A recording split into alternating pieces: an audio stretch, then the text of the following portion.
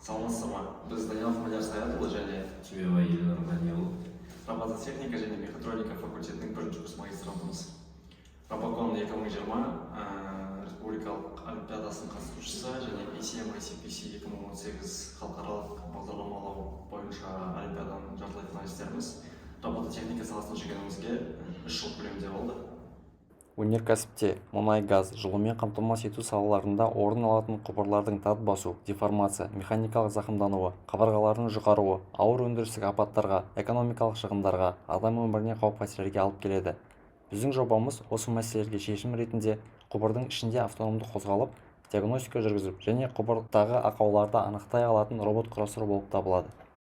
Робот бір-бірінен 120 градуста симметриялы орналасқан 3 шынжыр табандардан тұрады. Құбырдың ішіндегі бұрылыстардан өту және роботтың өз қалпын бағалау, оның құбыр ішіндегі бір қалыпты қозғалысын жүзеге асыру мақсатында табандары параллелограммда орналасқан. Серіппелер құбырдың ішкі диаметріне бейімделуді қамтамасыз етеді және робот пен құбырдың ішкі үйкелісін арттырады. Робот осінің ортасында орналасқан 360 градусқа бұрылатын тереңдік камерасымен сканерлеп алынған ақпараттан құбырдың 3D моделі құрастырылады. Әртүрлі дефектілер базасы құрылып, машиналық оқыту жүргізіледі. Біздің алдымызда роботты әрі қарай оқыту үшін әртүрлі ақаулардың фотосуреттері мен түрлері сияқты көбірек деректерді жинау міндеті тұр.